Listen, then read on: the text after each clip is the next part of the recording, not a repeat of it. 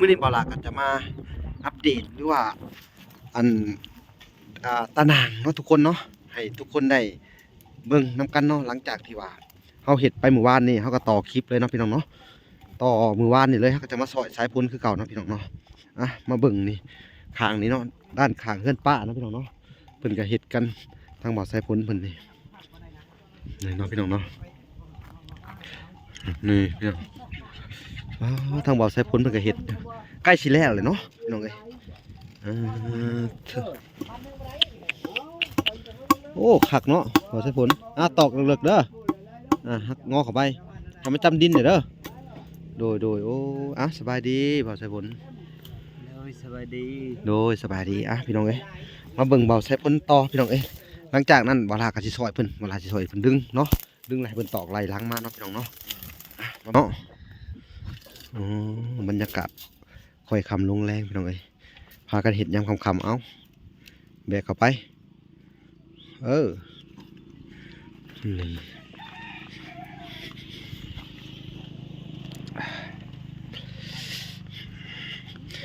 มื้อนี้ก็อากาศอุ่นขึ้นได้พี่น้องเอ้ยบางมื้อก็เย็น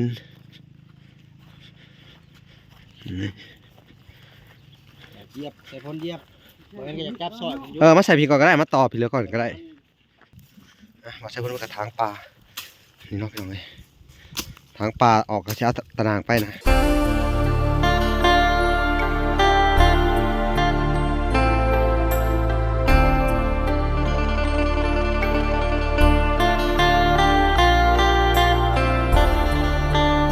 โอเคเนาะทุกคนเนาะกราบสบายดีพ่อแม่พี่น้องเบิดสุขุสุขคนเนาะก็ยินดีเข้าสู่ช่อง YouTube บ่าวหลาสายบุญคุณธรรมคือเก่าเนาะทุกคนเนาะทักทายสบายดี FC ทางฝั่งไทยและ FC ทางฝั่งลาวและ FC ทางต่างประเทศนำเด้อสบายดีพ่อๆแม่ๆเนาะว่าจะอยู่เมืองนอกเมืองนาพี่น้องเอ้ยที่รับชมบ่าวหลาอยู่เนาะมื้อนี้บ่าวหลาก็ยังอยู่ในบ้านในช่องหรือว่าอยู่ในเฮือนลุงจ้อยคือเก่านะพี่น้องเนาะมื้อนี้บ่าวหลาก็จะมาอัปเดตหรือว่าตารางเนาะทุกคนเนาะให้ทุกคนได้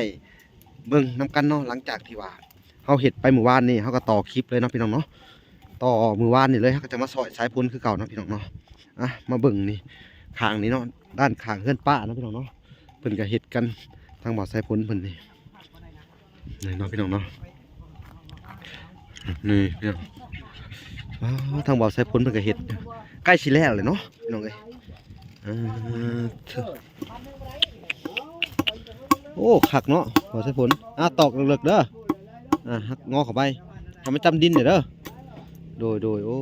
สบายดีบ่าวสายพลสบายดีสบายดีพี่น้องเอ้ยมาเบิ่งบ่าวสายพลต่อพี่น้องเอ้ยหลังจากนั้นบ่าวลาก็สิซอยเพิ่นบ่าวลาสิซอยเพิ่นดึงเนาะดึงให้เพิ่นตอกไหลล้างมาเนาะพี่น้องเนาะมาเบิ่งกันเนาะพี่น้องเนาะ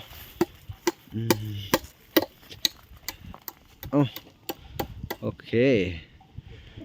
ใช้มือหนึ่งดึงใช้มือหนึ่งถ่ายเนาะพี่น้องเนาะบ่าวลาก็บ่มีไม้บางเทื่อก็ต้องขอโทษขออภัยนะพี่น้องเนาะเฮาก็สิเอาเสียงจากธรรมชาติเลยพี่น้องเอ้ยโดยที่บ่ต้องใส่ไม้บางเทื่อก็บ่ได้ยินเสียงแหน่หรือว่าได้ยินแหน่ก็บ่ต้องว่ากันเด้อพี่น้องเอ้ยเพราะว่า ไม้มันราคาแพงพี่น้องเอ้ยเอาต่อให้มันได้เด้อบ่พ้นเด้อ3 ดาว 3แล้วก็ใส่4เลยนี่ตัวบ่มันเด้งออกมานี่นั่นแหละตอกปักเข้าไปเลยเด้เอางอได้บัดเนี่ยพี่น้องเอ้ยเบิ่งก็ต่อไปตัวนี้แหละ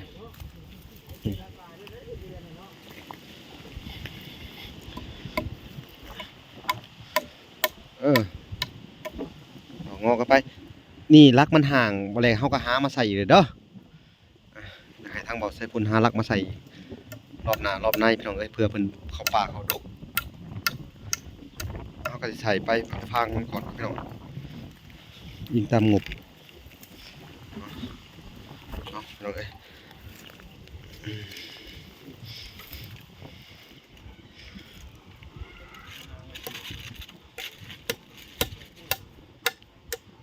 สวยเพิ่นดึงคือเก่าพี่น้องเอ้ย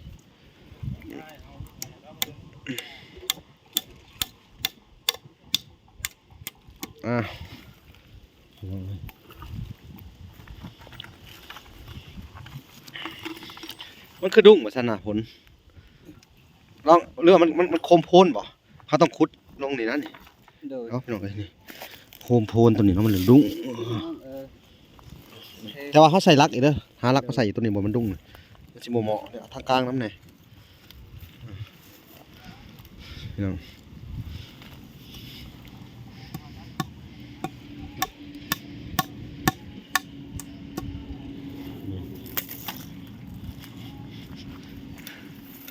เอาก็ซอยเพิ่นอยู่พี่น้องเอ้ยซอยเพิ่นดึงมาพี่ให้มันเข่งๆบ่แซ่สิครับล่ะบ่โอเคเนาะทุนพังบ่แซ่นกลับมาอยู่พี่น้องเนาะยังบ่ทันได้กลับมาอยู่นำกันเบิดมื้อพี่น้องเอ้ยมื้อนี้โอ้ลองเข้าตาเด้อต่อเข้าไปพี่น้องเอ้ยมื้อนี้มันครึ้งตะหางมันเข่งแน่พี่น้องเอ้ยกะว่ายังอีกม่วนหนึงเนาะบ่ใส่ผลแล้วเขาก็เอาพอดีเขาจังสิถอดออกมาพี่น้องเนาะ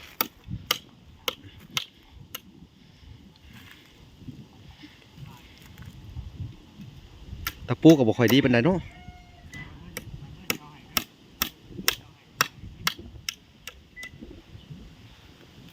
พี่น้อง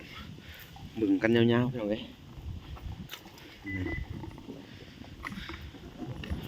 มื้อนี้ก็เป็นบรรยากาศยามค่ำๆเนาะทุกคนเนาะทางวันหลักกันซอยกันเบาใส่ผลเนาะ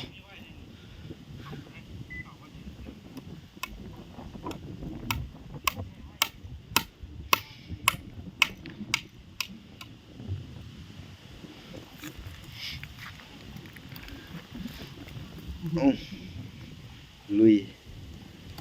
วันแรกก็บ่ได้มันดุ้งมันบ่ดีก็ตอกซ้ำเลยเด้อบ่ใส่ผลเด้ออืม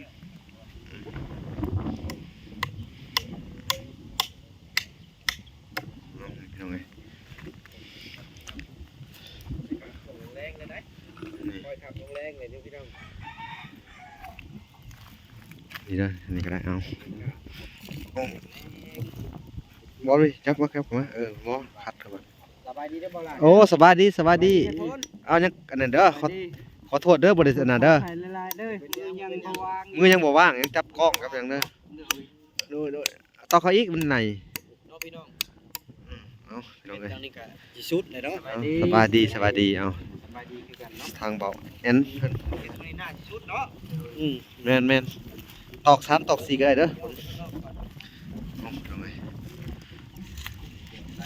ขยันนะพี่น้อง อืม พูดได้หัวมันยาวเนาะเบาล่ะจะว่าบ่ผม 40อันเมตร 40 เมตร ความยาวพี่น้องเอ้ยแม่น ในบ้าน2หลัง อืม โตใหญ่รถขับเอาใส่พ่น ถึงเลขแล้ววันที่1 ตึกเลข เอาทางกลางเอาทางกลาง เลื่อนได้ทั้ง ต่อรถซะ ทุกอย่างเนาะว่าง่ายก็ได้ คนมันดวงดีโตเฮ็ดเอาว่า กับเป็นอันบุญวาสนาของน้องเพิ่นหั่นล่ะเนาะจักสิว่าจังไดแม่นก็บ่เปรียบบ่เปรียบเสมือนแบบถึกเลขคือว่าล่ะคนเฮาคำฮ้อนมือฮ้อนยามสิได้มันก็ได้เอง ถ้าเฮามีบุญมีวาสนา มีความดีเนาะ บางอันก็สิได้คือกัน นั่นแหละเจ้าก็พยายามเฮ็ดความดี ได้คือกันบางอันก็ได้ห้องน้ำรู้บางอันก็ยังบ่มีห้องน้ำได้ โอ้แม่น บางอันก็มีห้องน้ำ เอาสู่ไปหอยอัน น้ำก็บ่มีเครื่องครัวก็บ่มี โอ้เดี๋ยวคอยเป็นคอยไปบางอันก็ได้ แม่นพี่น้องมือหนึ่งจับมือหนึ่งถ่ายก็บ่เป็นหยังเนาะเพราะว่าเวลาสิตั้งกล้องมันก็บ่ได้ยินเสียงคุยกันพี่น้องเอ้ยเอาก็ถือพังเบิ่งอันน่ะเฮ็ดเบิ่งเพิ่นไปนํคุยกันไปนํ 4 ดอกบ่ครับดอก สี่เลย โอ้ไก่นี่เข้าบ่ได้แล้วบัดนี้เนาะมันไก่ใหญ่เนาะ มื้อเช้านี่อันทั้งหมาป่าข้างบ้านเพิ่นมันจนหอนห้องไห้อย่าเข้ามามันเคยเข้ามาเด้ สูงครับสิได้เป็นเอาไว้ อืม มันยัง มันไห้ได้ บ่แอนเลยได้ เออ โอ้ยเมตร60บ่ตะน่ะมันนี่เป็น50บ่15 เมตร 15เมตร บ่ความสูงนี่ความสูงนี่เมตร50เนาะ เมตร50โอ้สงสัยสิได้ไปเอามาใหม่ไปเอามาไปบ่ใส่ผลเอามาต่อกันเลยป่ะมาต่ออ้อมไปเลย เนาะพี่น้องแต่มันแล้วตัวนี้เนาะ แม่นกับผู้ที่ม่วนหนึ่งกับผู้ที่แล้วเลยพี่น้องเอ้ยแล้วบัดนี้เฮาก็สามารถขุดลักได้ลักที่เฮาซื้อมาพี่น้องเอ้ยเวลาก็ซื้อลักให้เพิ่นไปเทียมห้อยเนาะได้ไปเทียมห้อยเนาะในส่วนของลักเนาะพี่น้อง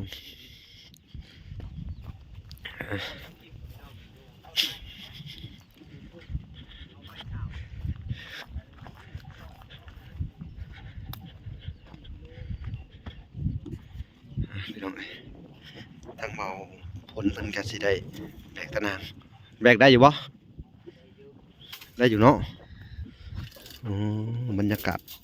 ค่อยค่ำลงแรงพี่น้องเอ้ยพากันเฮ็ดยามค่ำๆเอ้าแบกเข้าไปนี่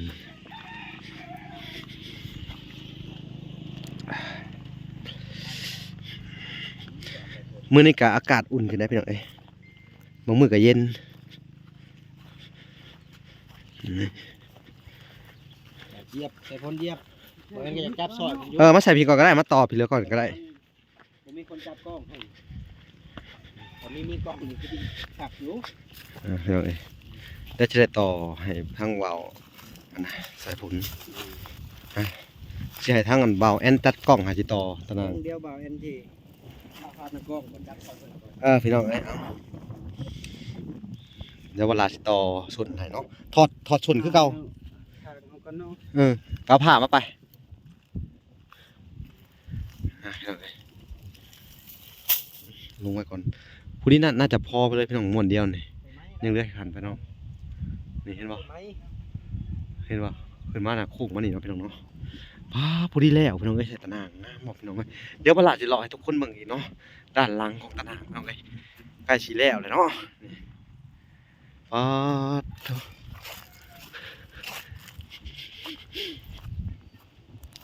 นี่เนาะพี่น้อง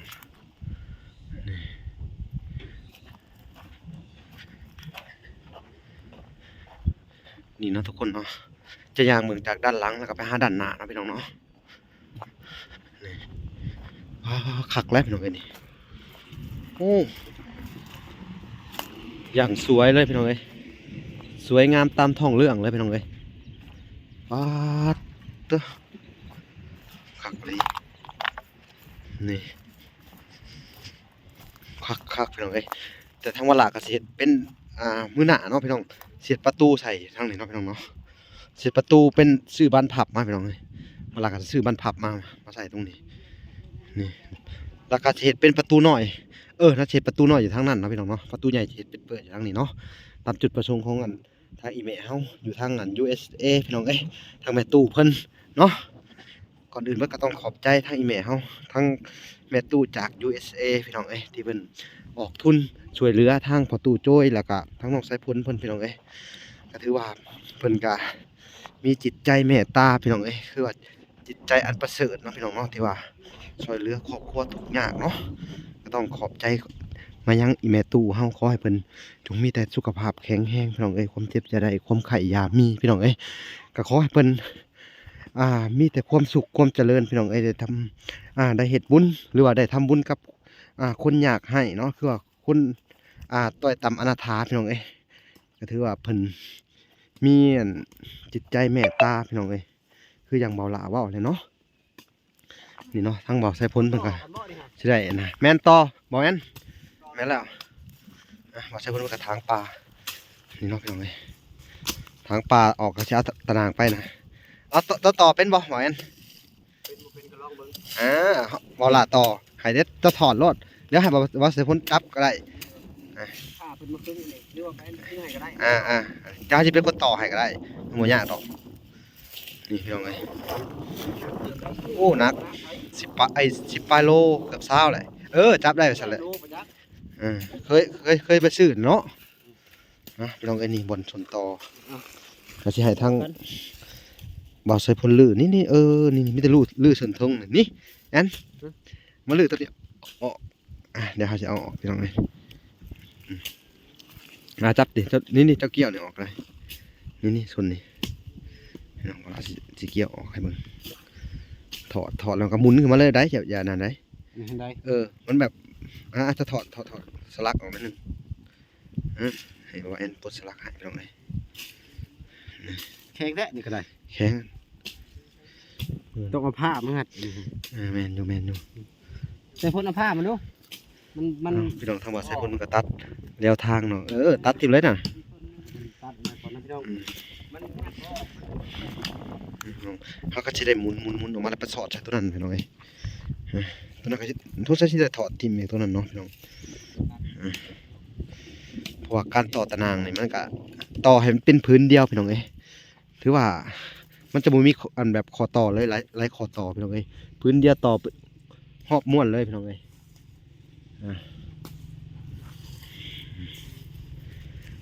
นี่เนาะโอเคเนาะพี่น้องเนาะถ้าจะให้เบาใช้พ้นเหมือนจับกล้องให้โอ้คักอะไรครับชนนี่เอาจกมาเอาจกมาพันออกขีดินนี่บ่เอาผ้าพันได้เอาจกของมาคุดออกผ้ามันสิวานผ้าเอาไว้ใช้งานบ่อยพันเอาจกมาซับออกเลยแบบพ้นนี่ซับดินให้มันเลิกลงไปหันพอดีหันตารางมันน้อยมันสิมันยึงขึ้นเด้พี่น้องเสน่ห์น้ำเพิ่นน้ำเนี่ยเพราะว่าเขาอยากให้มันหนาเล่มนลงไปเดี๋ยวพันอันนั้นเด้อผ้ายันผ้ามันบินเดี๋ยวมีขี้หินลงมาแอนเถอะ พาเวียดบ่เนี่ยหรือพาบ่เนี่ย เข้าเวียด พาบ่คนนะนี่พาเวียดมาอยู่จังนี่ว่าบ่ได้ซื้อบ่ล่ะ ว่าใส่พ้นซื้อจากเวียดเอาทำซะ มีอีโต้เด้อพี่น้อง ให้ทำมาซื้อพ้นพูดไปหน่อย เดี๋ยวจะมาทักอันนี้เนาะ เอาไปลามไปอีกดินั่นนะทางไปว่างั้นโอ้โหกิ้วเลยพี่น้องเลย โอ้ซื้อติ้วนี่แพงเลยนี่ แพงบ่ แพงไหน เป็นได้จังหวะแพง แพงแล้วราคาแพง4แพงเท่านี้มันต้องซื้อนี่ เอาพี่น้องเลยบอกใส่คนกระถือชกมาเลยพี่น้องคุณเลยคุณออกบอกใส่พ้นคุดแบบสิก็ได้นั่นแหละคุดออกถากมันเป็นแล้วทางกันตารางซับมาออกมาแล้วทางตารางลงนั่นแหละเพื่อนยันมีนั่นไม่นี่หมุนเขานะขักเลยซับ10 รถโอ้จำเลยน้องเอ้ยใส่ผลคุณขยันกับขยันชมสื่อได้พี่น้องเอ้ยเพิ่นเฮ็ดประจำเนาะอันน่ะฮู้แล้วมันจะบ่เดี๋ยวแป๊บนึงหยุดก่อนซับถากมันนี่พอเฮาสิบางตารางไปนี่เอานั่นแหละถากขนาดดินมันต่ำลง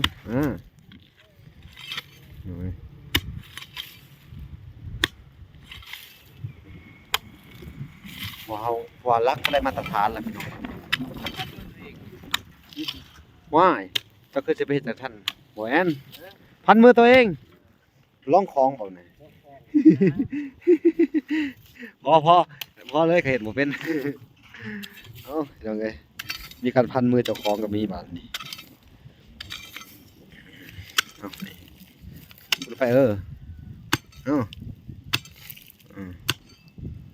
อันแรกก็พันห้างไม้เชือกเองแหละเอาลงอีกเด้อบัดใส่พ้นเด้อนี่เจ็บเด้บ่เจ็บได้ไกลหัวใจมาแล้วบ่ลงอีกพุ่นไก่สิรอดตัวนั้นได้คุดแต่หลังลุมพุ่นเลยขึ้นมาวัดแต่ลุมวัดขึ้นมาเลยเป็นคลองขึ้นมาเลย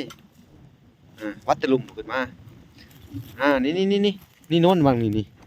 วัดแต่วางนี่เลยเจอขึ้นมานี่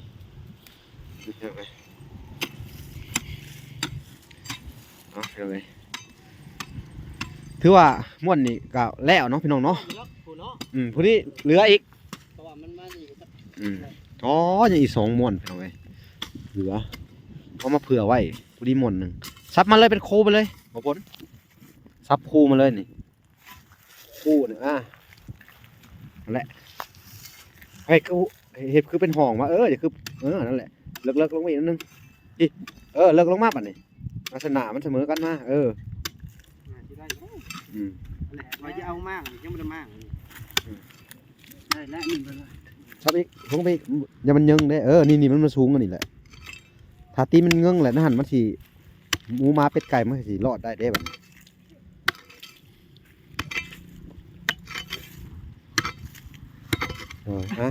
ลองมึงเดี๋ยวให้ปลาสลิดลองเลยข้างบนแอนก็ให้มันลื้อตัวนี้ลื้อลวด คือเลยหมุนออกได้บ่แอนเด้อหมุนออกเออ สรุปเลยจ้ะ บ่เป็นหยังมันออกเองมันเห็นบ่ เป็น เออ ใช่นี่เนาะพี่น้อง นี่ จิ๊บขนาดดับหน้าเขายังยากยังเป็น เนาะ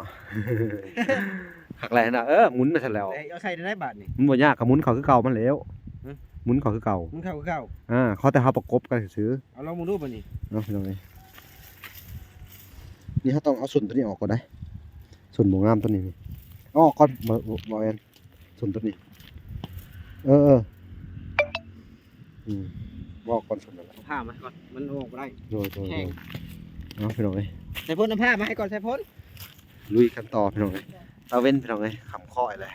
เป็นคำข้อลงแรง อ เมื่อกับลายมือเพื่อที่จะเห็นหน้า แม่นแล้วพี่น้องเอ้ย พูดแล้วกับบอกเอ็นได้มือเลยแล้วว่าดุน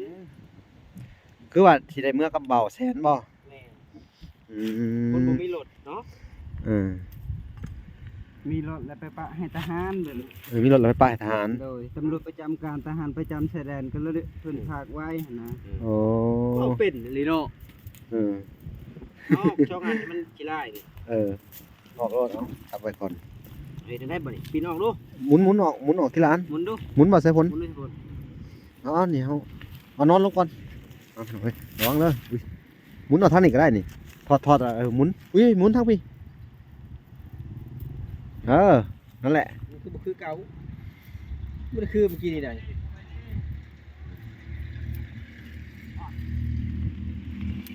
มันบ่ออกได้บาท หมุนทางนั้นก็ได้ เอาได้ทุกคน เอาไว้ มันเอาทางนี้ง่ายอยู่ ทางว่าใส่ผลเหมือนป้ารถมาเสร็จถ้าว่าเอานะ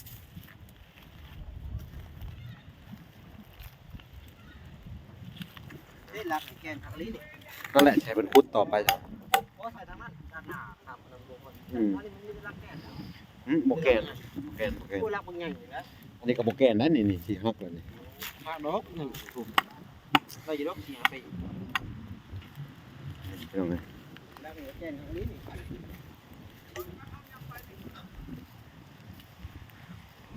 เป็นได้บ่บอกผลเอ้านี่หมุนออกมาทีจะไปดึงส่วนดูไปจับส่วนพาสิดึงออกมาเลยพาสิจะเบิ่งจับส่วนบ่จับส่วนเชือกนี่ส่วนลวดนี่จับมันดึงจับชนนั่นแหละจับแล้วจับไว้ข่อยสิดึงให้มันสื่อเบ็ดมันนะดึงออกมาเลยบาดนี่ทั้งหมดยากเลยบาด เอาไปกระต่อมันแข็งเนาะ ลงเลยพุดมาดึงให้มันตรงดูดึงมันตรง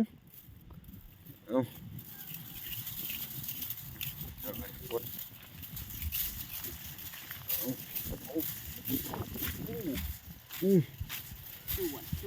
ได้ตัวนั้นมันอะไรบอกเบิ้งสิ่งนี้เป็นอะไรดึงอีกสิ่งนี้นี่ว่าได้น้องออกรุ่นนี่นี่อันเดียวนี่ปดอีกปดสุดนู้ นี่บ่ ออก2 เส้นเด้มันบ่งาม ก็ได้บ่แห้งหรือแล้วเขี้ยวคุบเนาะยากแท้ พี่น้องไปต่อตารางกันเลย เอาปินดูบ่นี่ เดี๋ยวผมวินเลยดึงเลยจับเด้อ ดึงมือกันมาจ้า ได้ไปทอดเอาเลยทางน่ะมันเก่าดึงเอาไว้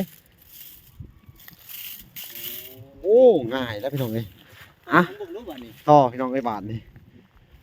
บาทเซนเอาอันนั้นจับ จับต้องเบิ่ง พี่น้อง ทำเพลงทางรายการในแรงเชียร์แรงใจผักตีผักน้อง มา ทางรายการให้พักทุกต่อลองเบิ่งดูมือใหม่ให้เบาใช้พลชอนภาษาพื้นบ้านเพิ่นให้พัง เอาบาทพ้น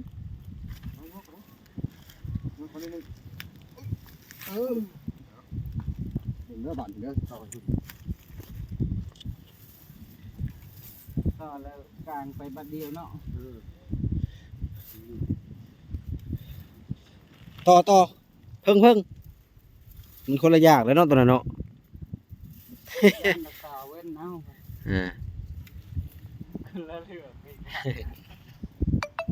มียังปุ๊กว่ะโทรศัพท์เบาหลาปุ๊กว่ะโทรศัพท์เบาหลามันจะปุ๊กเลยว่ะ น้องมาพี่ดูของคุณ ต่อไปเอาบาด กองมาเลยบาดนี้กองมาเลยกองมาเลย ยิงไว้ยิงต้นไม้ไว้เดี๋ยวจะมาจับ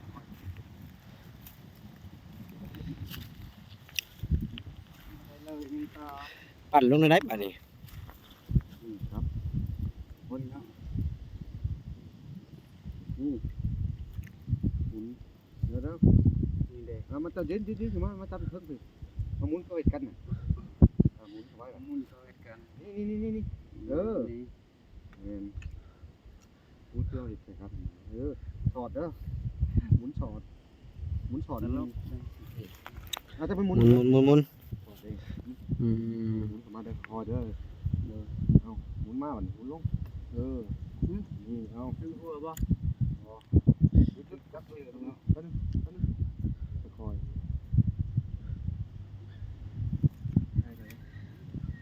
หมุนสินะครับหมุนบาทเดี๋ยว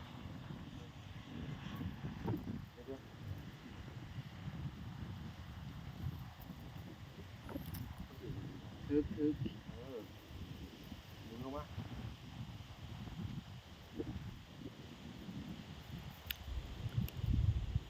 บุกถอยมันเป็นแล้ว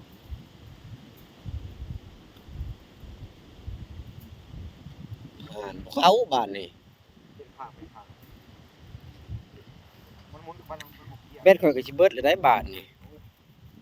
อยู่ในเท่า3%นั่น ต่อยากเขาแล้วได้รักของมันฝั่งนี้นี่บาดเกี่ยวครบเลย ชินตากันครับแล้วเนาะ มันก็เดินหน้ามันกอดเลย 25นาทีเลยได้บ่ล่ะหยุดไปบ่ บ่กำลังกัดกันค่ะ บ่ถึกอันน่ะ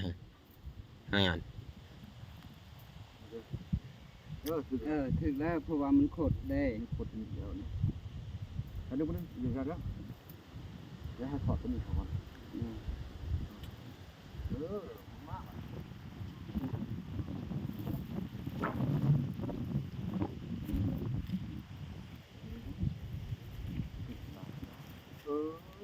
ชี้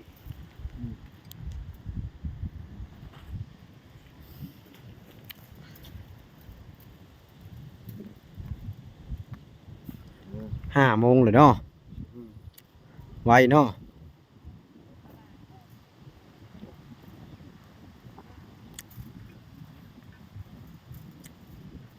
เตชานให้มันถึกเลยยามา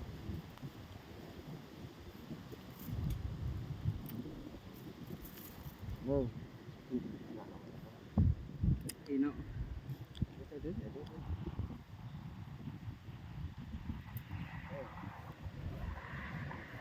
ี่คือหลอกปกติเขาก็เห็นง่ายชาร์จพิษบ่ชาร์จพิษอะไรพิษอันหนึ่งนี่พิษอันหนึ่งพิษอะไรนี่เขาคิดว่าไหมชาร์จพิษแล้วมันงัดยากนะขั้นตอนการชาร์จมันบอลนะ มีได้ถ้าเอาตัวนี้ได้อยู่ ค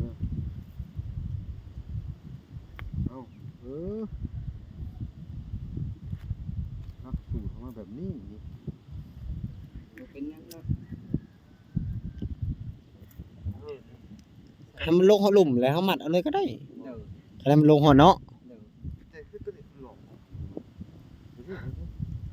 มาหอดหลอกเนาะไปเนาะ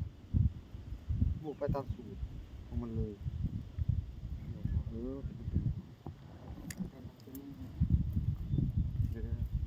ปกติมันจะม้วนเข้ากันเลย เพราะว่ามันบ่ตรงเด้อ มันบุกเห็นไหม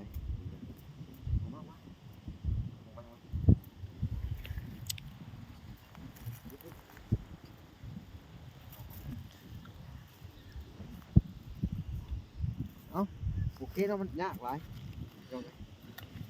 เอานะ ผิดคลิปบ่เจ้า โอเคเนาะพอกันใหม่นะทุกคนเนาะ เขาจะได้ต่อกันแบบสบายเลยเอา